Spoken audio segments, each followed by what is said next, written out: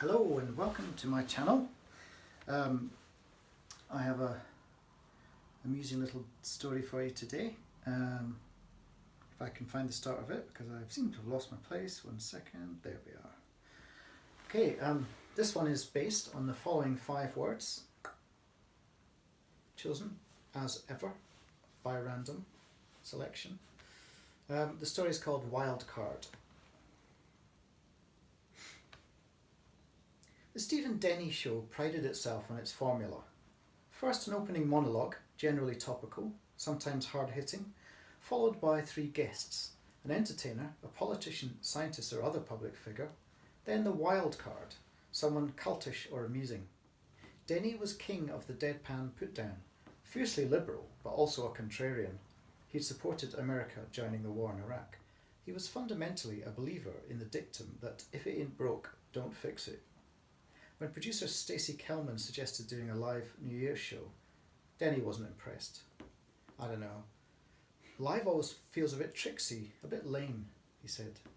Stephen, you've done 1,321 shows exactly the same. Isn't it time to shake things up?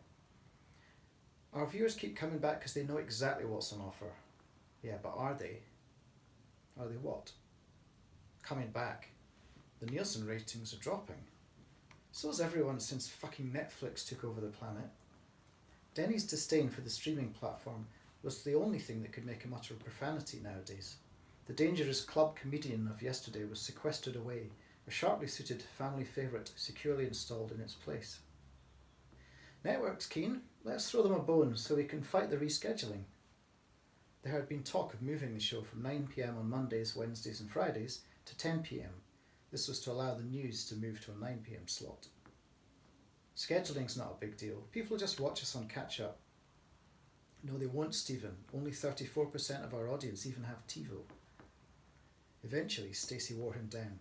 It was decided that the show on Friday the 1st of January 2021 would be a live one. If it proved popular, Friday's show would always be live. It'll be fun, she said. You can do more cutting-edge material, more current stuff. They'll still want script approval, Denny grumbled, but Stacey could see she had him. Thanksgiving and Christmas came and went, and there was even an anticipatory spike ahead of their live debut. Then came the big day. At 8:55 p.m, Denny stood centre stage, earpiece buzzing with studio instructions, and the countdown that he'd now have to pay actual attention to, as if he was a fucking news anchor. Live in 4, 3, 2, 1, and... Well, hello everybody, and welcome to this, our first ever live show. I know, now you guys get to hear the one-liners fall flat right alongside me, he began. Monologue over to rapturous applause, Denny retreated behind his celebrated zinc-top desk, a nod to him having been born in Paris and brought to the US as a child. His birth certificate read Denis. They had Paul Rudd on first, talking a bit about Ant-Man 3, but mostly just being ineffably charming. Then Neil deGrasse Tyson wowed and baffled them with some revelations about the multiverse and newly discovered quantum particles. Today's wildcard was an Englishman called Roy Soper, who claimed to be a hand-to-hand combat expert and stuntman in over 1,000 movies. Before he took his place on the Crescent Moon sofa, Roy entered stage left and was attacked by a dozen different assailants, ranging from ninjas to cowboys to tribesmen with blowpipes. It was silly, but well choreographed, and the guests played along, Rudd standing up as if about to put Soper in a headlock before deciding against it, with perfect comic timing. Huge round of applause as Soper took his seat. Perhaps everything would be okay. Soper seemed to be a man without any sense of humour at all, but this made him the perfect foil for Denny's deadpan shtick. Didn't you once say you could kill any man in under 10 seconds? Vigorous nodding from Soper. I could kill you in 5. Big laugh, then dramatic pause, while camera 2 caught a mad glint in Soper's eyes. Roy, you're killing me right now. Then came the high point of the set, which they'd researched a dozen times. Cards, skipping rope, Bruce Willis LP. So, folks, Roy here also said he could turn anything at all into a deadly weapon. So, we challenged our studio audience to bring in some ordinary household objects. Here Denny lifted a purple sex toy from the table and raised just one eyebrow. It destroyed the room. Denny felt a rush of pure adrenaline-fueled joy. Perhaps live TV was the thing. Just as rehearsed, Soper demonstrated how he could flick cards like Japanese throwing stars, whilst Denny cowered. The skipping rope worked even better, with Soper effectively throwing a cage around himself, spinning the rope faster and faster as he jumped, so that it was impossible to safely reach him. Now for the comic coup de grace. Denny was to pick up the Return of Bruno LP and say, "I suppose you'll smash this and threaten me with a shard," to which Soper was to reply, "Actually no, I was just going to play it."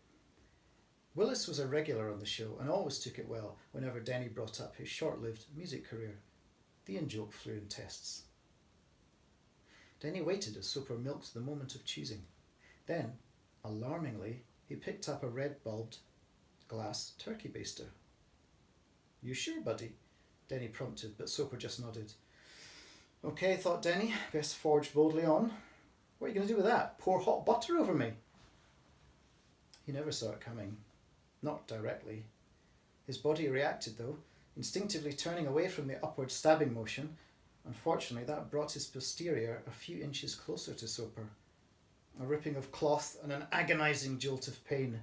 There were gasps, and Denny staggered away, snapping off the end of the baster, which now protruded from his rear. Soper was apologising profusely, and the floor manager ran on with Stacey. Fortunately, Denny fainted, sparing himself much of the embarrassment of being stretchered off. The Nielsen ratings were very good. The rerun figures were exceptional. And it turned out a lot more of Denny's fan base had TiVo than anyone had previously thought. Hope you enjoyed that. That was obviously a bit silly, but fun. And when you get the word baster, it does suggest comic potential. Anyway, yes, you may wish to watch another video. I believe this one appearing on the bottom left. They mostly have twists at the end, so try and watch them all the way through if you can. Anyway, thanks for listening this time, and I will see you soon. Goodbye.